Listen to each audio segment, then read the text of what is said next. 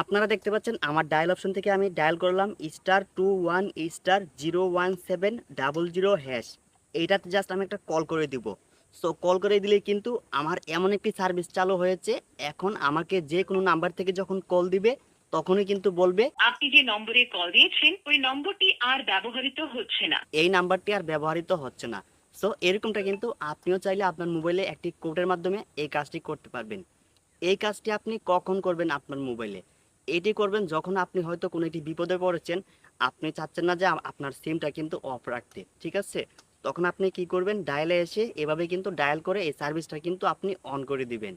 তো যখনই আপনাকে কেউ কল দিবে তখন কিন্তু বলবে যে এই নাম্বারটি আর ব্যবহৃত হচ্ছে না। সো এটা কিন্তু ছোট্ট একটি কোডের মাধ্যমে এই কাজটি করা যায়। সো আপনি চাচ্ছেন না যে এই সার্ভিসটি আপনি অফ করে দিবেন, আপনি ডায়াল করবেন এখানে #21# জাস্ট ডায়াল করে কল করে দিবেন। যে সিমে আপনি করেছেন এটা জাস্ট খালি কল করে দিবেন। দেখতে পাচ্ছেন যে এই সার্ভিসটা কিন্তু অলরেডি অফ হয়ে গেছে। এই কোডের এই ইন্টারেস্টিং ফিচারটি আগে থেকে কে কে জানতেন কমেন্টে জানাতে ভুলবেন না। আজকের মতো বিদায় নিচ্ছি, দেখা হবে অন্য কোনো নতুন ভিডিওতে।